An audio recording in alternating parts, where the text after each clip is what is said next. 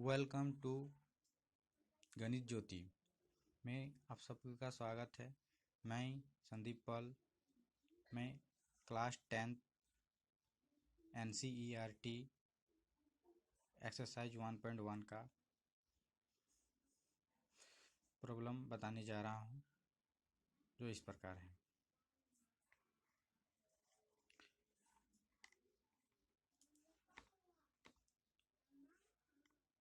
देखिए, सबसे पहले मैं एक भाग लेता हूँ। इसमें आप देख रहे हैं 19 को लिए हैं, जिसको हम 6 से भाग दे रहे हैं और शेषफल 1 बच रहा है और भागफल 3 आया हुआ है। तो इसमें ये भाग जिससे देते हैं उसको भाजक कहते हैं, जिसको भाग दिया जाता है उसको भाज्य कहा जाता है।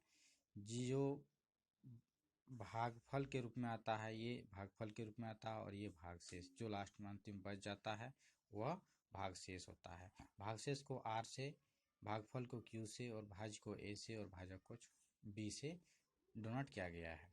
तो इस प्रकार से हम लोग पाते हैं क्या कि भाज्य बराबर होता है भाजक इंटू भागफल प्लस भागशेष। तो इसी प्रकार से A बराबर B into Q plus R।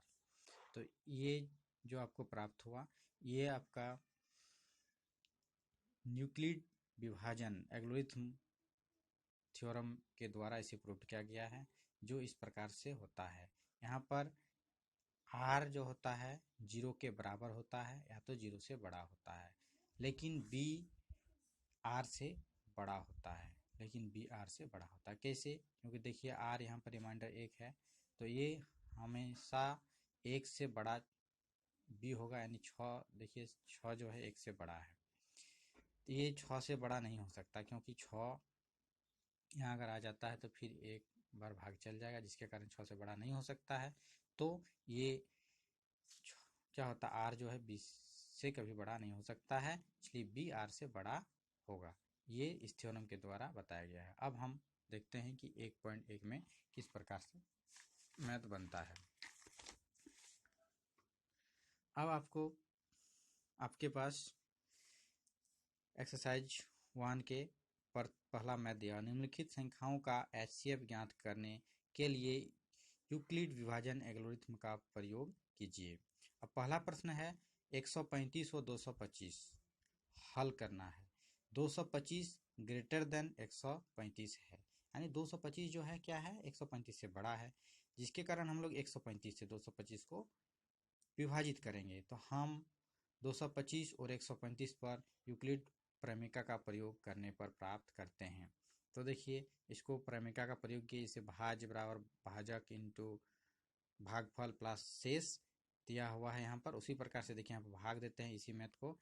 इसके 135 से 225 को भाग दिए, एक बार चलाने के बाद शेष 90 आया है। तो इसी लाइन को पहले लिखें। जैसे देखिए 135 यहाँ पर है, तो 135 ये भाजक है और ये भागफल है और ये भागशेष है। भागशेष देखिए 90 है, इसको लिखें। अब फिर इसी 90 से फिर 135 को भाग देने पर फिर हमको 45 शेष मिलता है और एक मिलता है। उस लाइन को फिर दोबारा लिखते हैं, 90 इंटू 1 प्लस 45, 135 को तोड़ते हैं, फिर इस 90 को तोड़ते हैं तो 45 इंटू प्लस 0, यानी जब 0 आ जाता है, जिस लाइन में 0 आ गया उस लाइन में ये जो भाजक होगा वो भाजक क्या होता है, उसका HCF यानी महत्तम समापवर्तक होता है। इस प्रकार से हम लोग पाते हैं HCF बराबर 45। इसी प्रकार से दूसरा नंबर मैथ में दिया हुआ 96 एंड 38220, इसमें से ये ग्रेटर देन है और ये छोटा है, जिसके कारण इससे हम लोग इसको जब भाग देते हैं तो 195 बार में कट जाता है, 0 आ जाता है, जिसके कारण इससे भी इसका 196 हो जाता है। इसी प्रकार हम लोग तीसरा नंबर मैथ को लेते हैं। तीसरा नंबर मैथ में है 867 और 225। 225 छोटा है और 867 बड़ा है, अतः हम इस प्रमेय का प्रयोग करने पर इसी प्रकार से हम लोग पाते हैं 225 इंटू 3 प्लस 102 करके। देखिए साइड में भाग दिया हुआ है, इसको आप देख सकते हैं। इस प्रकार से हम लोग एलसीएम निकालते हैं और इस प्रकार से 5 निकलता है। इस प्रकार से 3 मैथ था आपका 1 नंबर प्रश्न में। और दूसरा नंबर प्रश्न में दिया गया है, दूसरा नंबर प्रश्न क्या है देखिए, दर्शाइए कि कोई भी धनात्मक विषम पूर्णांक 6q+1 या 6q+3 या 6q+5 के रूप में होता है। यहाँ q कोई पूर्णांक है। तो देखिए यहाँ पर दिया कोई धनात्मक विषम पूर्णांक। विषम संख्या क्या होता है आप लोग जानते हैं और नहीं जानते हैं तो इसके बारे में एक भी स्पेशल वीडियो हम बना के आप लोग को शेयर कर दूंगा, सभी संख्याओं के बारे में, परिमेय संख्या, अपरिमेय संख्या। ठीक है, तो अब यहाँ प्रश्न का हल करते हैं। हल करने के लिए हम लेते हैं एक धनात्मक विषम पूर्णांक ए है। मान लेते हैं कि एक धनात्मक विषम पूर्णांक क्या है, ए है, और b बराबर 6। बी 6 कहाँ से आया, ये 6 देखिए 6 क्यू, ये b होता है, b into q plus r होता है, तो ये b यानी b इक्वल टू 6 दिया हुआ है। में विभाजन एल्गोरिथम का प्रयोग करते हैं। इसमें जब एल्गोरिथम का प्रयोग करते हैं तो हम लोग पाते हैं 6 जो है b r से क्या होता है, बड़ा होता है, तो 6r। तो इस प्रकार से हम लोग देखते हैं कि r का संभावित मान क्या क्या हो सकता है। संभावित मान 6 से छोटा ही होगा जो भी होगा, तो यहाँ पर देखिए 0 1 2 3 4 5 हो सकता है। ठीक है, तो r का ये मान है। तो अब हम लोग क्या करते हैं, जब r इक्वल टू 1, जब r इक्वल टू 1 लेते हैं तो इसमें बैठाने पर a बराबर बी क्यू प्लस आर, इस में बैठाने पर a बराबर निकलता है 6q प्लस 1, इस प्रकार से निकला। जब r बराबर 2 लेते हैं तो 6q प्लस 2 निकला। जब r बराबर 3 लिए तो 6q प्लस 3। जब r बराबर 4 तो 6q प्लस 4, और r बराबर 5 तो 6q प्लस 5। कोई भी धनात्मक विषम पूर्णांक 6q plus 1, 6q plus 3, 6q plus 5 के रूप में होता है। कैसे, क्योंकि 6 प्लस 2 जो होगा ये 2 से विभाजित हो जाएगा। 2 से जो विभाजित होता है वो सम संख्या होता है, इसलिए जो 2 से विभाजित नहीं होगा, देखिए ये नहीं होगा, ये नहीं होगा, इसका मतलब ये है विषम पूर्णांक। इस प्रकार से ये मैथ क्या होता है, प्रूव्ड होता है। अब आते हैं तीसरा नंबर मैथ में।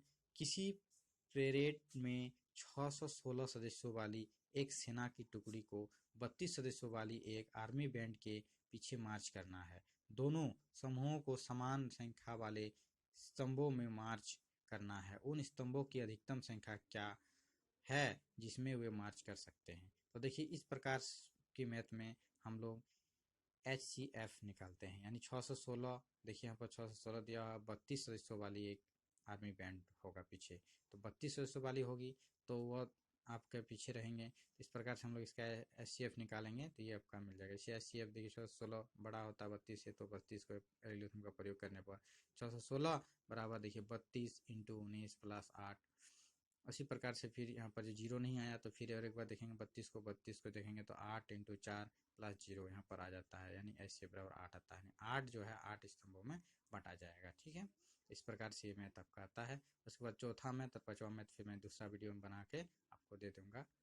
मैं यहीं पर ख़त्म करता हूँ। जय हिंद, जय भारत।